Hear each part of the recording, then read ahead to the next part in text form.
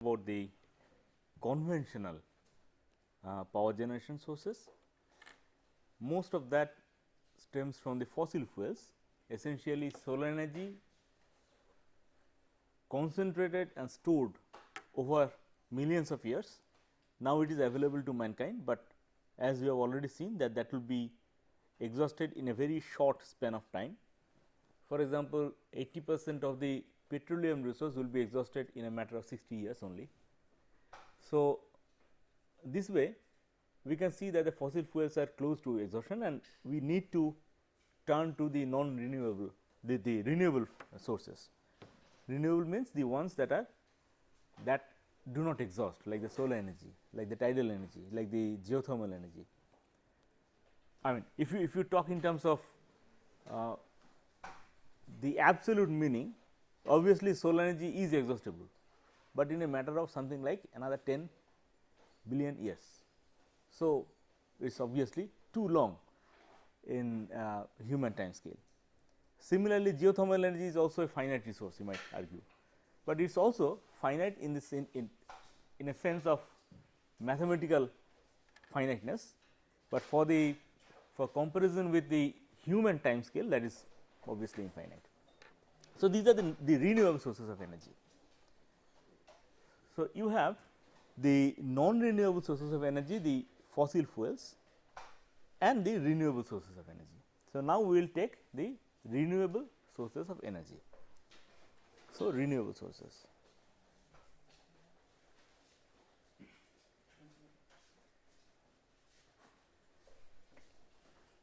So, what are the renewable sources? Obviously, the first thing that comes to one's mind is the solar energy.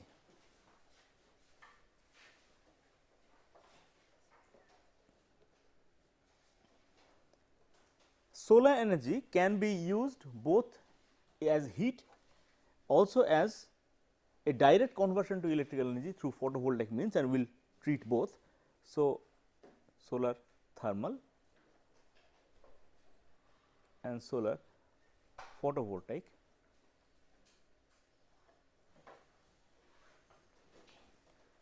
Then we have what other source of energy? Tidal energy.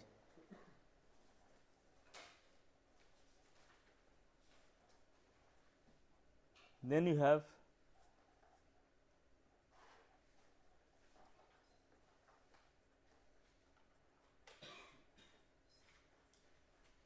geothermal energy. Okay. Can you imagine anything more? The thermal energy as absorbed in the vast expanse of the oceans can also be used, that is ocean thermal energy conversion.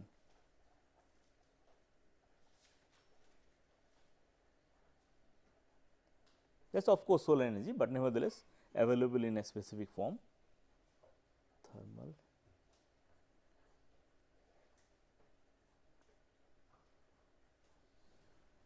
What else important?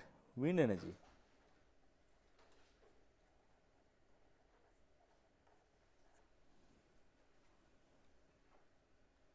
What do you have?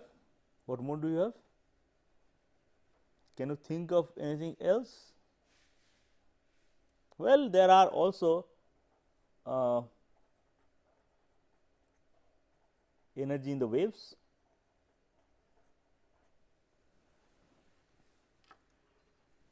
Right now, I cannot think of anything more. So, let us take these as our things that we will have to treat in the next half of the course.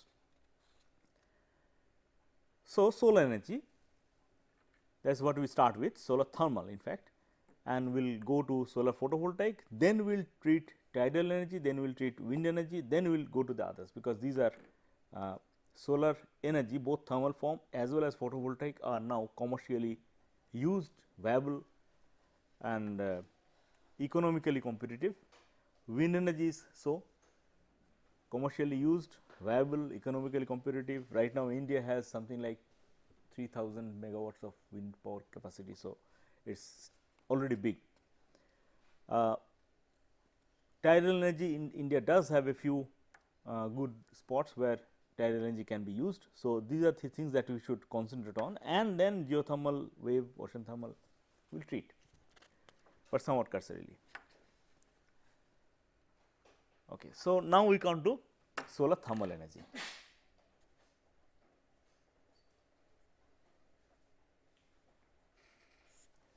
Well, solar energy is actually a admixture of various frequencies, electromagnetic waves of various frequencies.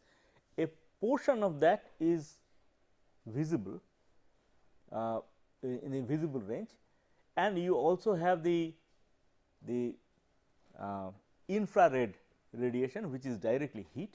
You also have the ultraviolet radiation.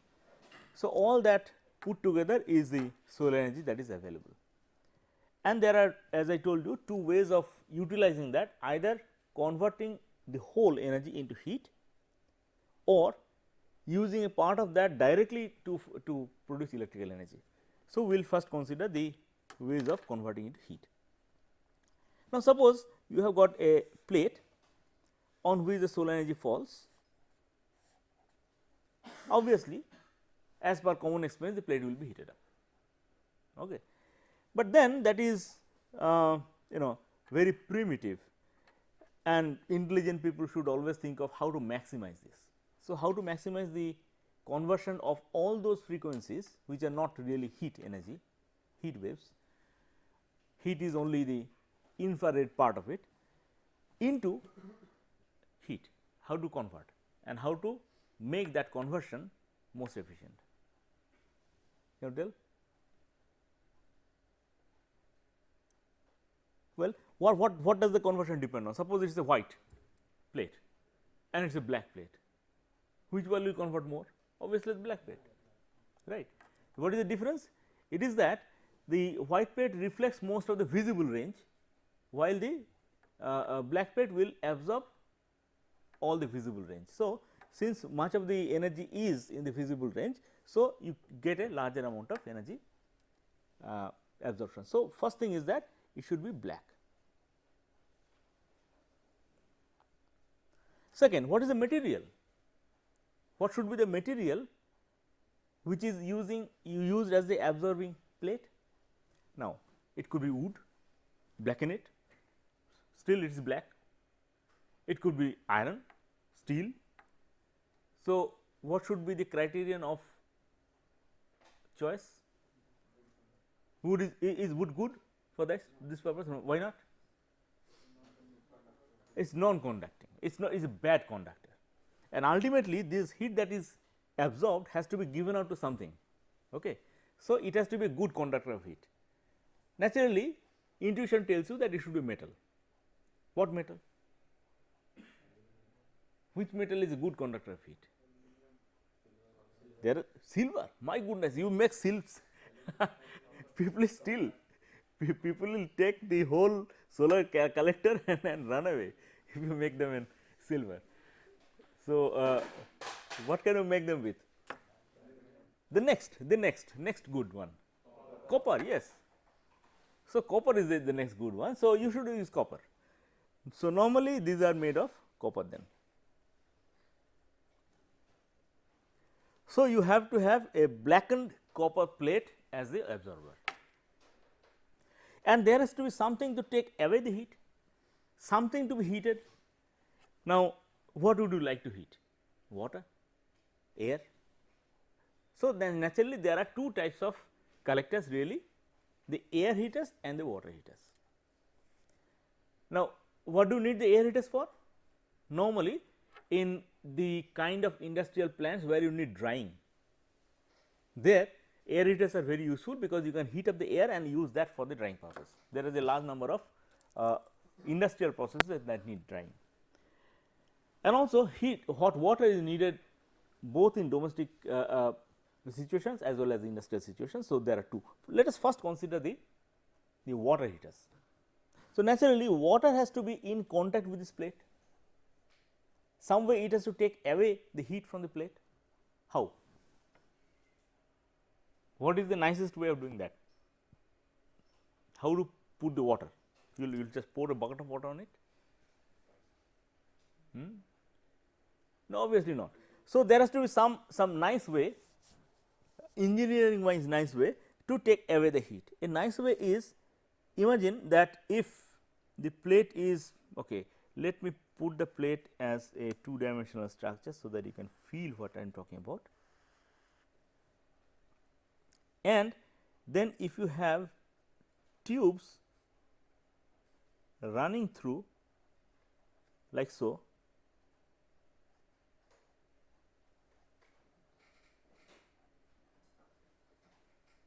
that are welded to the copper plate, then the heat is absorbed in the copper plate, and that is carried. For example, if heat is absorbed here, it will carried to the tubes, and that will go into the tubes. Naturally, the tubes also have to be a conducting substance, namely copper. So, the copper tubes are welded to the metal plate, and that makes a good heat contact, and you have a reasonably good absorber as well as a reasonably good collector of the heat. There has to be some means of having the water flow through these tubes. You can do it in two ways: either you force water through the tubes by means of some kind of a pump, or allow the water to flow by natural circulation. In order to have natural circulation, this has to be inclined, bent, right. So, the whole thing will have to be bent, inclined, and there will be here in this side there would be, imagine that it will ultimately be inclined. In this side there would be a tube going, that is connected to all these, and up there will be another. So, that the heat, the water flows from the bottom to the top as a continuous process. I will draw the total picture later. So, we have understood that we can make a good absorber as well as a good collector, and the water can circulate, it can be stored, the hot water can be stored, it can be used, whatever. But that is not the end of the story. The heated plate will also radiate, it will also be in contact with the air. That means, it will lose heat in the form of both radiation as well as convection, conduction, everything. So, the next engineering decision is how to arrest the heat, not allow it to go to any place other than the water to which I want it to go. So, how to do that? First, we need to have something that does not allow energy to be radiated out. Now, it so happens that there are some substances that allow the electromagnetic radiations other than the infrared to go through, but does not allow infrared to go through. Can you name one of the substances? Glass, simple glass. Glass has the property of not allowing the infrared to go through, but the other radiations are through, because that is transparent. Okay. It is not transparent to infrared, which means that if you put a plate of glass above it, true, it will arrest the component of electromagnetic radiation coming in, that is in the infrared range, it will not allow it to go through, but that is a small component of solar energy. Most of it is in higher frequencies, either visible or infrared is or ultraviolet is more or less arrested by the ozone layer, but nevertheless it does come through a bit, but most of the energy is in the visible range. So, that is allowed through, but when this fellow is heated up and it radiates back, because the temperature is not as high as that of the sun. So, it radiates almost the whole of the energy in infrared, and that is arrested. So, all you need to do is to put a glass cover on it, that will not allow the heat that is escaping from it in the form of radiation, it will not allow it to go out, it will be arrested. So, then you can easily imagine that the design would be something like this.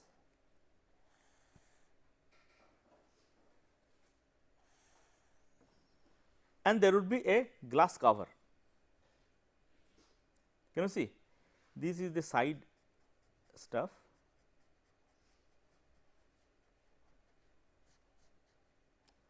and on top of it this surface is a glass cover.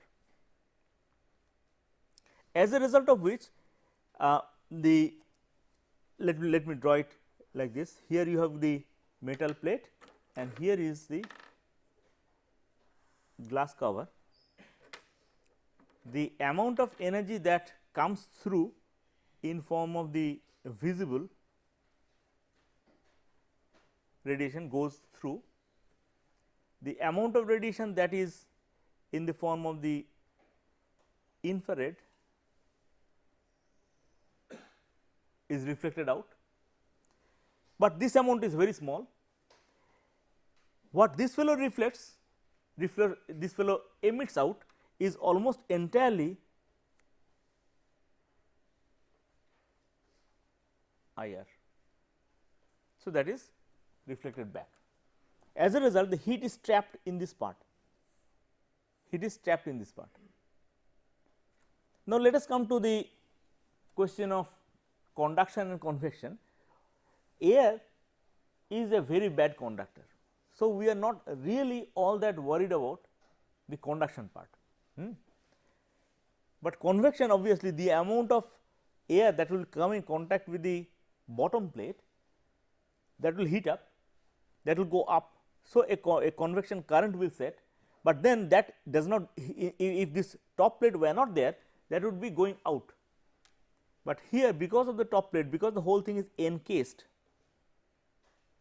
the circulation remains confined within this this region, the small part between the plate and the top cover, and naturally the heat is again arrested. Now, this particular phenomenon where you allow the visible range, visible radiation to come in and do not allow the infrared radiation to go out, this is called the greenhouse effect. Okay. So, this is called the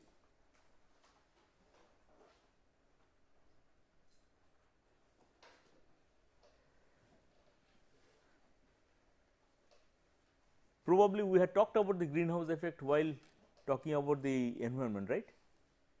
Did I? No, I did not. Oh, so this same effect also happens in the atmosphere.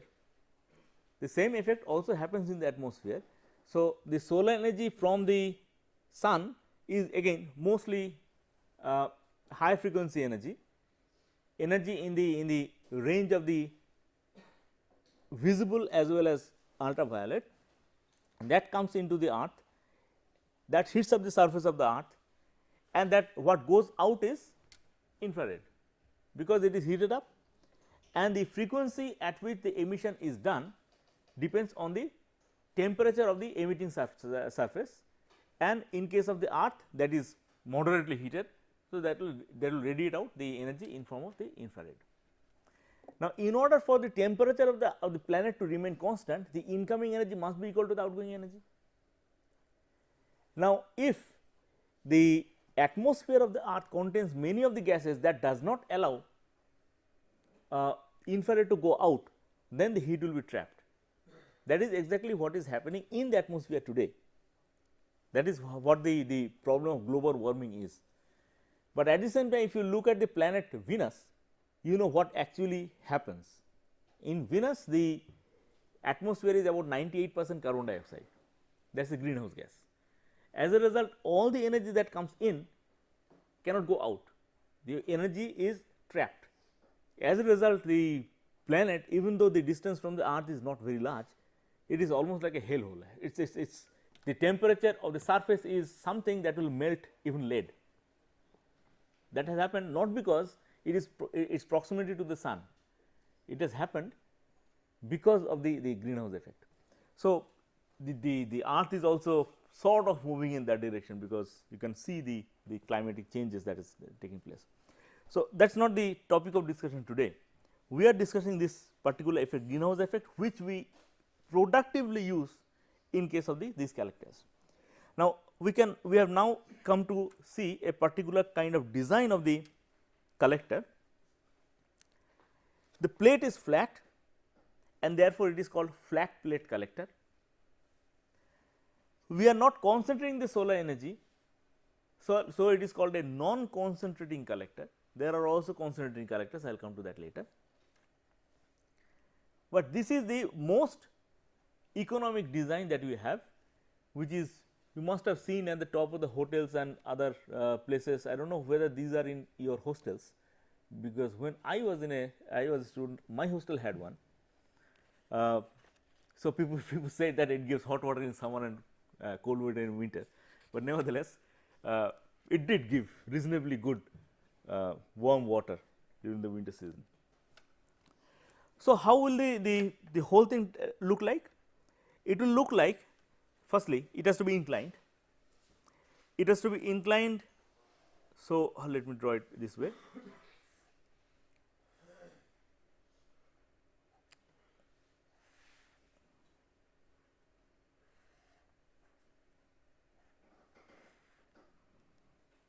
Okay. So, through this top plate is the glass, and the bottom plate is the absorber plate, right. Absorber plate will have the, let me draw it another color, the tubes of copper going through,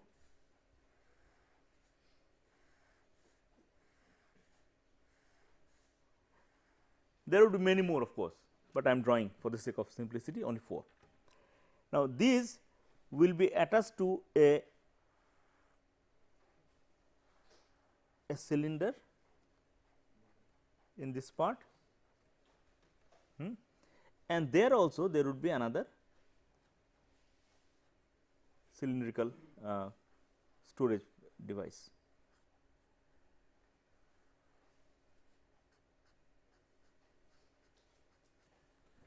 Okay. And then there will be, if you want a storage tank, here is a storage tank, which will have to be on top of some kind of a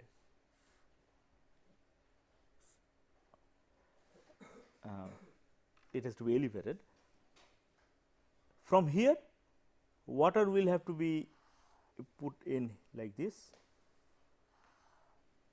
and from here again this is full of water, that goes out. Okay. So, that there will be a circulation of water like this. So, here is the water storage tank. Okay. Now, you might ask, what should be the inclination? How much is inclined? If it is inclined, then it can be facing north, south, east, west, any other angle. So, what should be the direction that it faces? Okay. South. Why? Because we are in the northern hemisphere, right. If you have a facility of being able to turn it all the time, then it is not convenient to make it face south, because then in the morning it should be facing east, in the evening it should be facing west, so on and so forth. But such a device is rather difficult to do that. I mean, somebody has to sit there and go on turning it all the time. No, that is not very convenient. It is convenient to make it static. If it is static, then of course, it will be convenient for it to face south, because why? Because we are in the northern hemisphere, most of the time the average sun's inclination is towards the south. So, you have the inclination towards the south, but that inclination of course depends on what? In the sun's motion is like this from east to west only in the summer. In the winter it is like so. Okay. At an angle it moves, and this angle goes on increasing as you go into the winter. Again, as you go back to the summer, it becomes more or less like this, right. So, if you want to make it look at the sun, then obviously this angle has to be changed, depends on the season.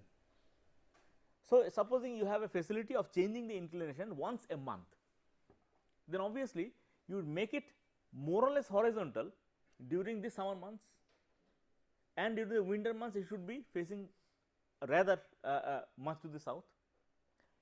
That might not be very convenient. Why? Because during the summer month it will be almost horizontal.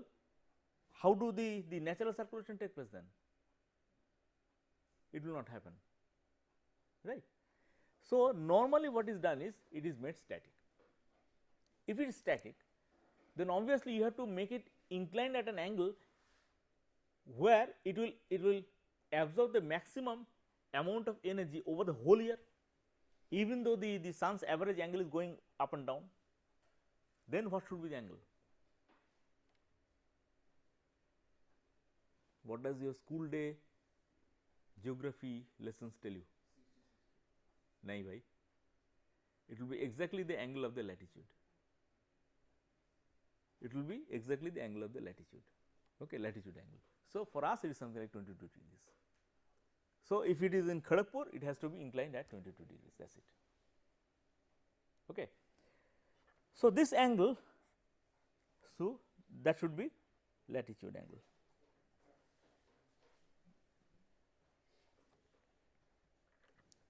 If it is static, if it is moving, if you have the facility of allowing the angle to change, then obviously you can absorb more energy if you allow it to change, but then you will have to have some kind of a forced circulation mechanism during the summer months, otherwise it will not work.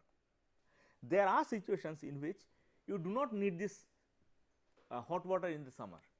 For example, in the hotels, or the domestic appliances where you need the hot water for taking bath or cleaning purposes, that is mainly needed during the winter months. So, in those times you can make the device incline at an angle that absorbs the maximum amount of energy. Clear? Any question on this flat plate collector? So, why 22 degrees? I have to go back to the school day geography. No, if latitude is 22 degrees, It is to be at the latitude angle.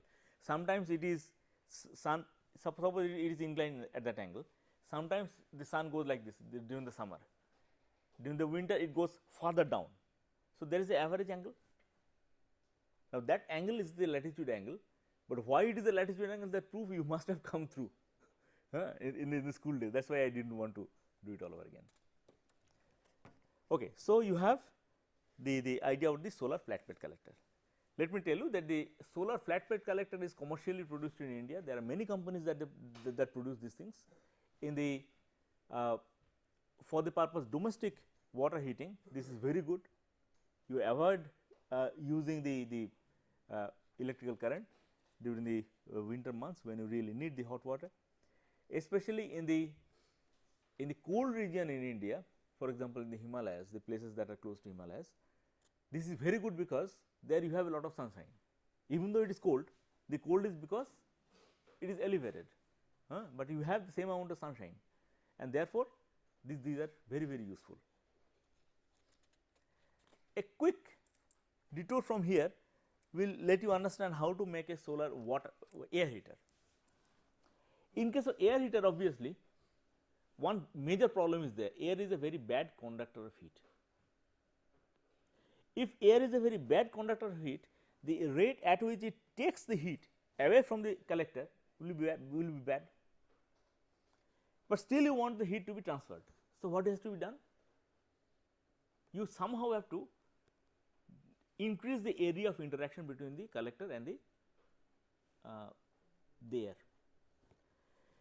In this case, the area is very small really, because these are flowing through the tubes, and the inside of the tubes are the only area in which the air can come in contact with the copper, with the heat absorbing surface. In case of the the air heaters, then what do you do? The other problem is that if the absorber is a flat plate, then that flat plate means it itself has a very bad area. Now, the area seen by the sun is the only the flat surface, and area seen by the air is also the same flat surface. For the sun it is no problem, but for air it is a problem. You need to increase that area. How can you increase that area? What? Fins. Yes, you can use fins.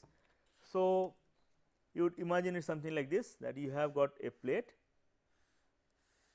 and you have fins like this.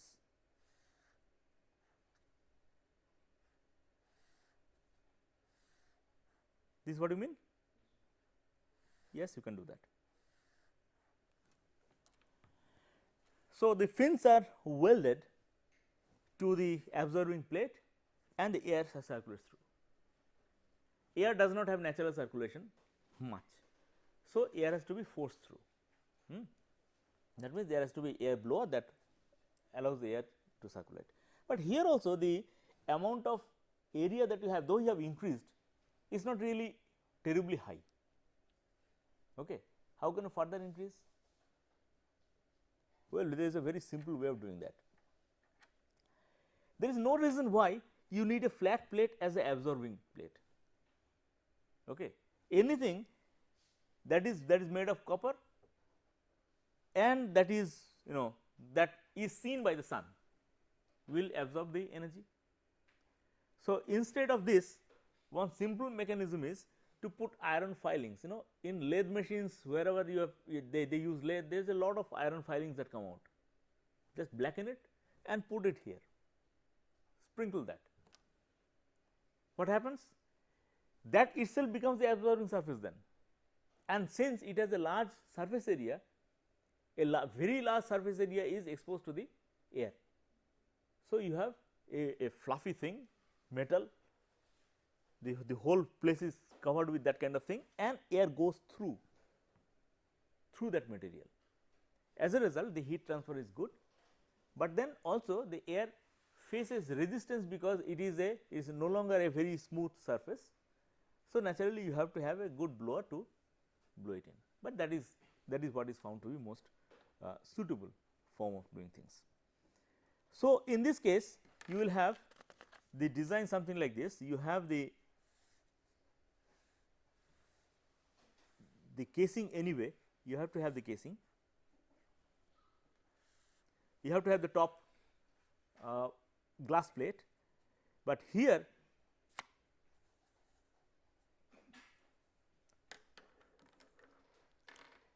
you have those iron fillings, and then you have one hole in this side is a copper side plate, one hole through which air is blown in, another hole here through which the air is taken out. That is it. The air naturally goes through all this and goes out. In case of air, there is no question of storage, but we do have storage. Means supposing there is an industry that works on drying, most of the food processing industries need some kind of drying. So, you need hot water, hot air. So, that hot air can be produced this way, but of course, there can be cloudy days, there can be lack of sunshine, or you may want the work to continue till the evening. So, in this case, there has to be some storage of the heat. Normally, what is done is that air that is going through, that goes to a cylindrical place where a lots of just stone pebbles are kept. So, sorry, it should be like this, not this. These are the stone pebbles. So, it goes through the stone pebbles. As a result, when it is hot, it heats up the stone pebbles, and then when it reaches a good temperature, this whole thing is insulated. So, the same air goes through and that is used, but the heat is stored there. As a result, when you do not have sufficient sunshine, if you still have the air going through, the air can still absorb the heat from the stone pebbles, which is in that case a storage of heat, and then that can be still used. So, you can have a good hot water source, hot air source all through the day, even when there is lack of sunshine. Clear? Okay. So, this is how things are commercially used in industrial appliances where you need hot air. But these all are flat plate collectors, these are flat, there is no concentration. But you can also have a concentrating collector, they are where you really need temperature to be higher than what you can achieve with the help of the flat plate collectors. By the way, how much temperatures can be reached by flat plate collectors? Well, if the flow rate is low, then you can even get steam. You can even get steam if the flow rate is low. We have flat plate collectors in our department's laboratory, and we can get steam out of that. But then the flow rate has to be slow enough, very low. If it is a reasonable flow rate, the temperature at the outlet will obviously depend on the amount of solar radiation that is absorbed as well as the flow rate. If the flow rate is large, the temperature will not be large. Now, on an average, you can assume if the incoming water is at 25 degrees, which is the average temperature you can say, the outlet temperature can be anywhere between 60 to 80 degrees. That is very common, and heating up from 60 to 80 degrees is very easy in a flat plate collector. By the way, how much energy is there on the surface of the earth? That means how much solar energy is received by the surface of the earth? Any idea? Obviously, it varies from season to season. In winter it is less, in summer it is more, in cloudy days it is less, in clear days it is more. Nevertheless, on an average, the value is very easy to remember. It is like approximately slightly less than 1 kilowatt per meter square. So, the amount is approximately 1 kilowatt .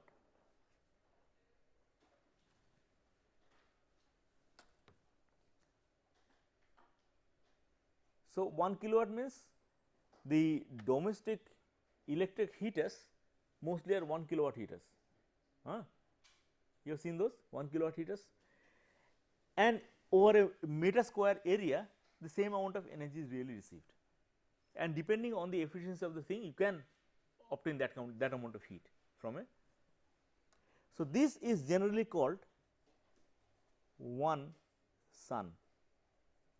So, when we say this is receiving 0.5 sun, does not mean that you are cutting the sun into half and then taking part of it. No, that is not it. It is essentially half the average value, which is 1 kilowatt per meter square. So, that is a unit that you should remember. Now, in applications where you need steam or in applications where you need water, but very close to boiling temperature, there the flat plate collectors may not be the best option, because the temperature does not go up so high. So, you need concentration, that means you need to concentrate the solar energy. Now, how do you concentrate the solar energy? Obviously, we develop mirrors. You should not think of lenses, of course. Why? Because if you want to make lenses, it has to have a big bulk. It has to be a convex lens, it will have a big bulk. The bigger this is, it will have very large bulk. Naturally, the cost will be prohibitively high. So, we never have concentration with the help of lenses. The lenses held before papers and burning papers that you did in your school days, that is fine, but as school day experiment, but for the practical purpose of generating heat, that is not good. Of course, there are ways of overcoming that problem of bulk of the mirror, because what is actually happening is, suppose you have only this, will it concentrate? It will, because it is doing the same thing really, it will concentrate. Now, what actually concentrating is the bulk being used in the concentration? No, it is essentially the angle, right, it is essentially the angle. So, if instead you take this and make it this way, here it was this angle, so you make this angle, then you come down. Here it was this angle, so you make this angle and then come down. Here this was this angle, make this angle and come down. So, if you do it this way, then obviously you have the same thing. Okay.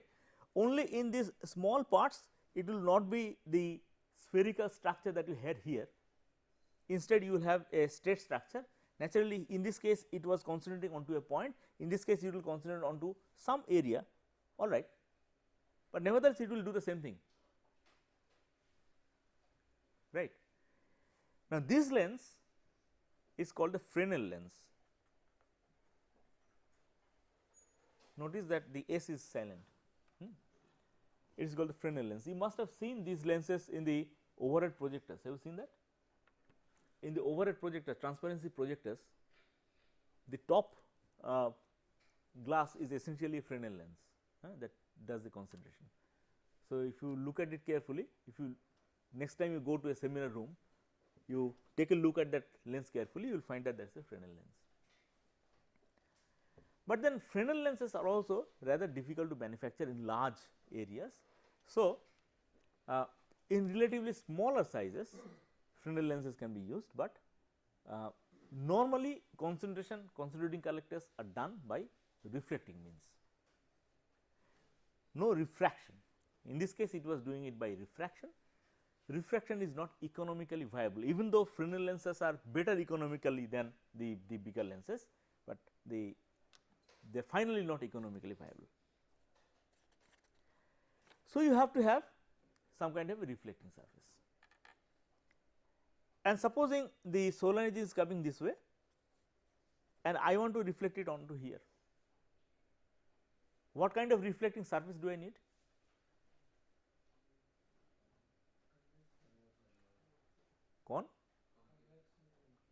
Convex mirror, concave mirror. Okay, concave is, it can be spherically concave, it can be hyperbola, it can be parabola. What? Parabola, yes, has to be parabola, and this point has to be the focus. So, it has to be a parabolic mirror whose focus is here, and then this will be reflected onto the focus.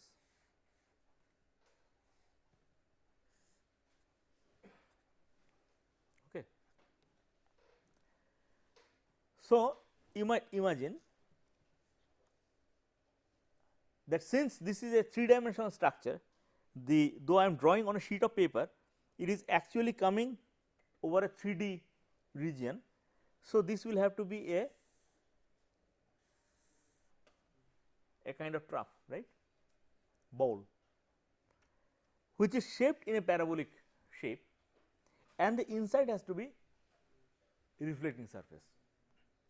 Now, reflecting surfaces are not very difficult to make, because steel, if polished well, is a good reflecting surface. You do not really imagine that this will be made of glass and with silvered side. No, that doesn't, that is good for flat mirrors, but you cannot really make things shaped like this made of glass. It will be breakable very soon. So, these are not made of glass really, these are made of steel, but made of this size, this shape. But obviously, making something this particular shape is, in terms of manufacturing process rather difficult. In terms of manufacturing process, how do you manufacture a parabolically shaped mirror? It is not easy. That is why the people who manufacture these things, or the companies that manufacture these things, make these things pretty expensive. These are really used for optical purposes in case of yes, satellites. Car headlights are pretty bad. You know, they are not parabolic. Come on, just they reflect from forward, and there is no advantage for the company to make it perfectly parabolic.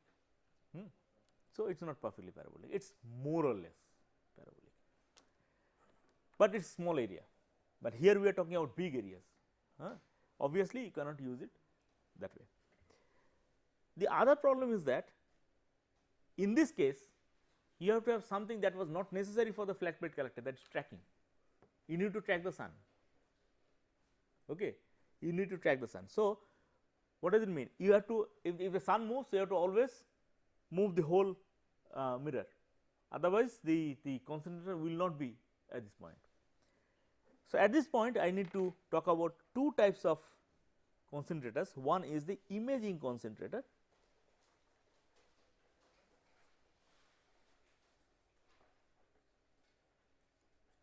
the other is the non-imaging concentrator.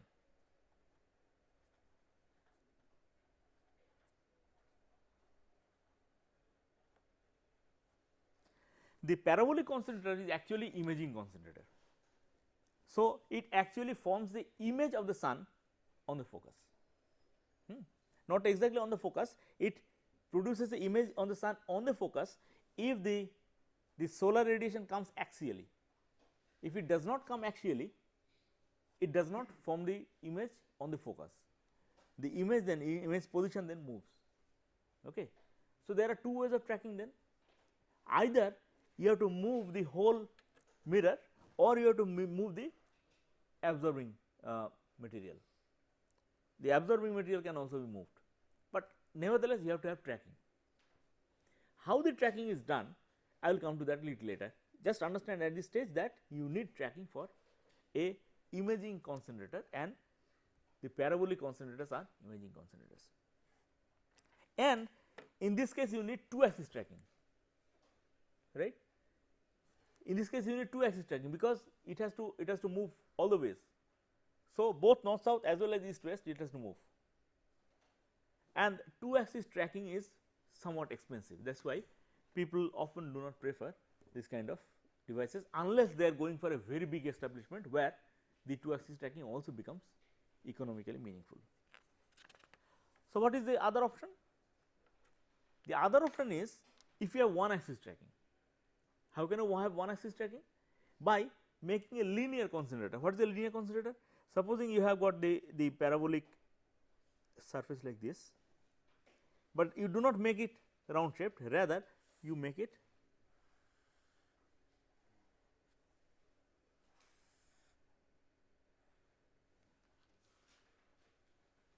this is also a parabolic concentrator. It will concentrate on what? A line. Rather, depending on the if it will be a line if the parabola is a perfect parabola, else it will concentrate on a region that is that has some width like a strip. Okay, it will concentrate on a region like a strip. In that case, in this case, the other problem is that what do you make the absorber of with? The absorber of course has to be something like here. So, you can have a ball like thing, a small container whose outside is blackened, which is made of copper, and inside you will have the absorbing material. So, the whole thing has to be packed into a very small region, small area. In this case, on the other hand, the whole sunlight is concentrated on a strip, and therefore, you can have a tube going through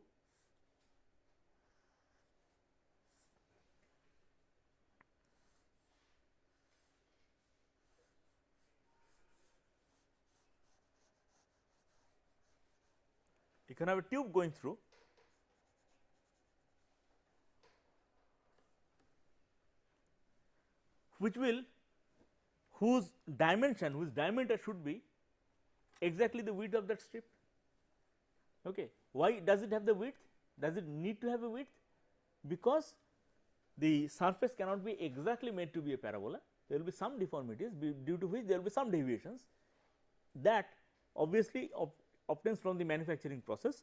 So, depending on that there will have to be a diameter, but you can always make a simple tube, copper tube of that same diameter, make the external side blackened.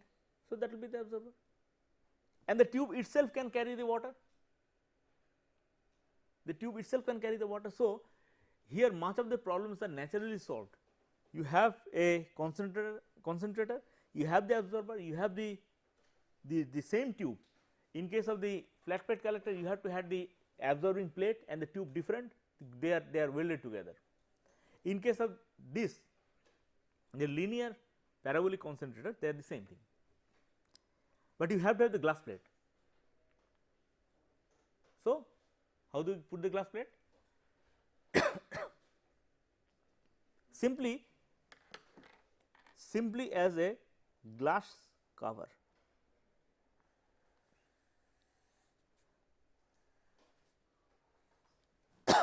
Like this. So, there are two concentric cylindrical things. The inside one is a copper cylinder, copper tube, and outside it is a glass cylinder.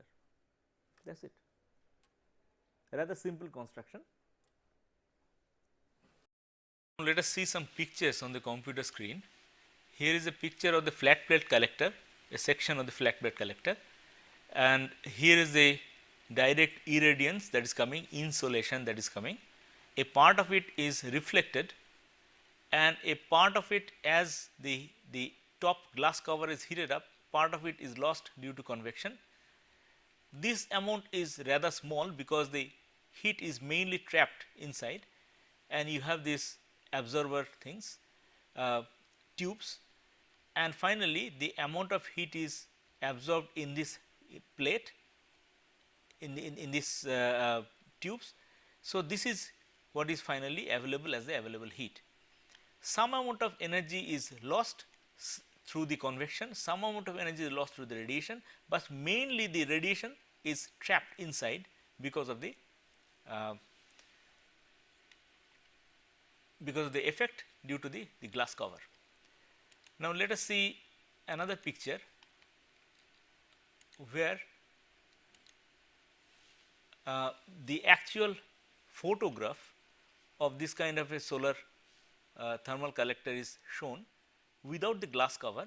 Here you see these are the copper tubes that act as the absorber, and here is the top big tube which collects the water that goes through. So, the water flows through this in the vertical direction due to the natural circulation, and that is how it works. Let us see another. Here this is a picture of an actual photovoltaic actual solar thermal flat plate collector. You would see that here there is a tube running, and here there is another tube running. So, this tube is connected to all these upgoing tubes of the solar thermal collector, and water flow in this direction. Let us look at another picture. Here you have another picture of the solar thermal flat plate collector, and here is another that is stationed on top of a building. These are naturally used for heating up water, mainly for domestic purposes or industrial purposes, and these are very practically used.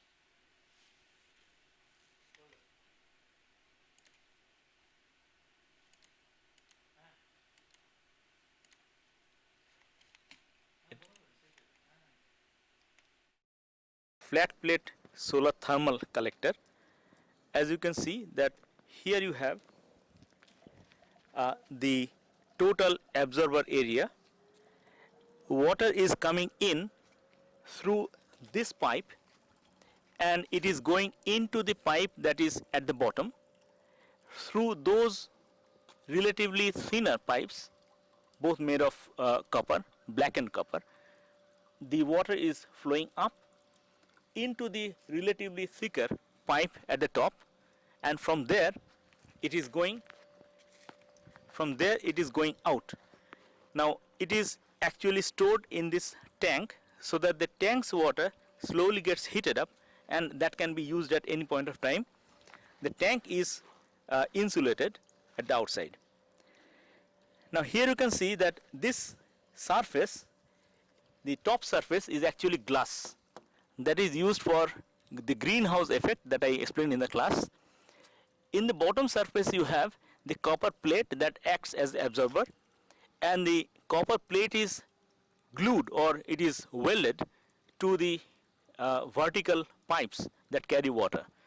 So the solar energy is absorbed in the absorber plate, that gets transferred, the heat gets transferred into those pipes, and that is how the whole thing works. As you can see, this is an experimental arrangement in which the temperature at the inlet is being measured, the water is flowing in, and the temperature at the outlet is also being measured, and you can, if you go there, you can see about 20 degrees difference depending on the flow rate, of course.